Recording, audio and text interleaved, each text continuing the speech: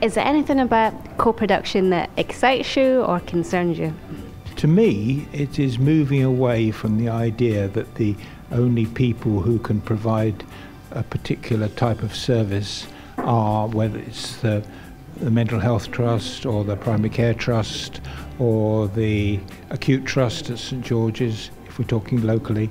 There are other people out in the community who can help to provide services to the people who actually need them without the necessity for them to be going to a big hospital, whether it's St George's or Springfield or wherever it is, to get the treatment that they need. And if we get in a position to pick up some of the signs earlier, we can do something about it within the community.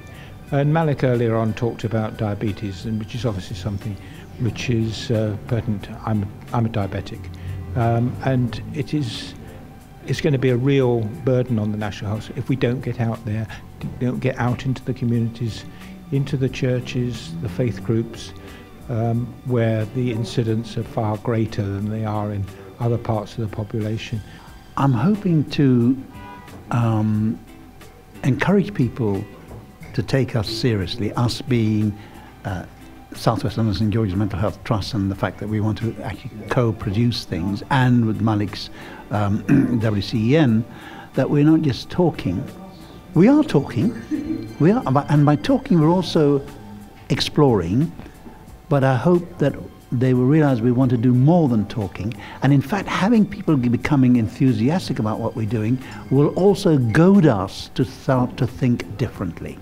So that's why this conference is very important. Well, I think it's really good that you feel that each time we do this, so there's new information that comes out, there are new things that we discover, because these, you don't do this in a day. You have to do this over time. It has to be an iterative process. So I think that's why it works really well.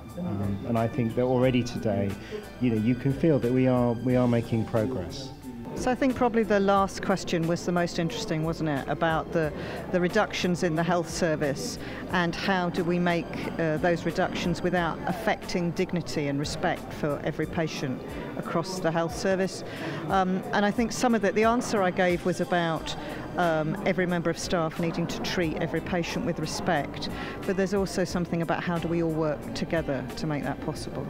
I think the lady in the audience who talked about what's different, I think that's the thing we've got to get over, about what is different from what we've had before, which instead of thinking just co-production, just another fancy word of saying, well, we'll include people, but really we'll carry on before.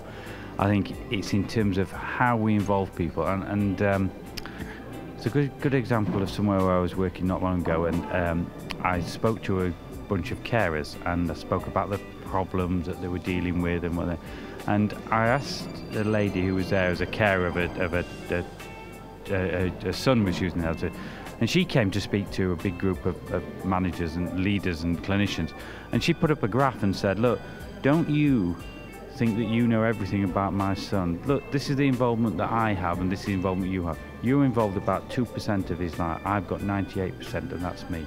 And how do you involve me in what is happening? And I think these are the things that we've got to address. But in terms of getting local communities involved, this is the challenge that we've got in terms of, as I say, acting differently from what we did before to actually doing something that makes a difference and is not just using the word in a way that just allows us to carry on as we do before.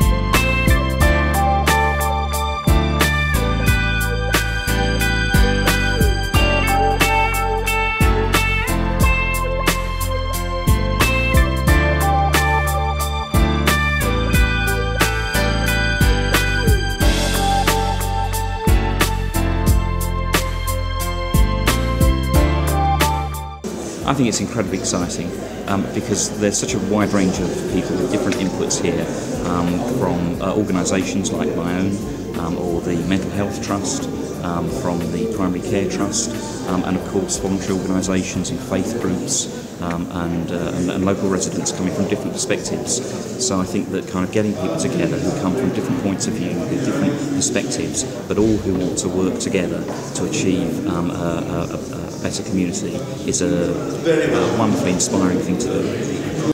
And my message really is that it's better to prevent a problem than it is to pick up the pieces afterwards. And the Early Action Task Force is a cross-sector group of leaders who've been looking at how we build a society that prevents problems from occurring rather than one that deals with the consequences. Is there like any methods that you found that really do work when it comes to informing the public and letting them see that there is help and information out there for your organisation?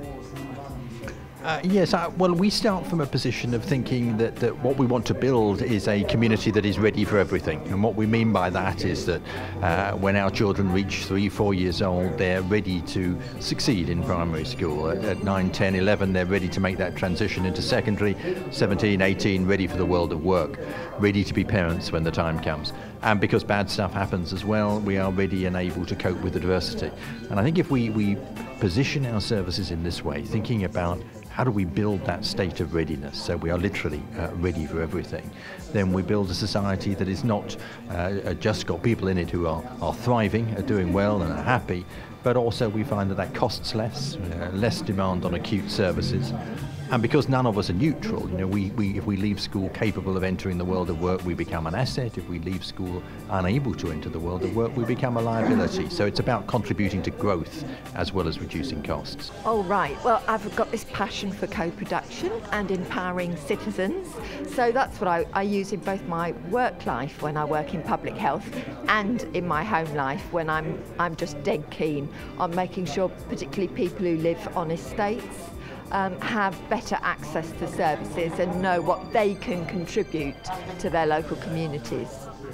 And from being on both sides of the fence, what do you think that you got most out of today, and what do you think you'll take away from today also?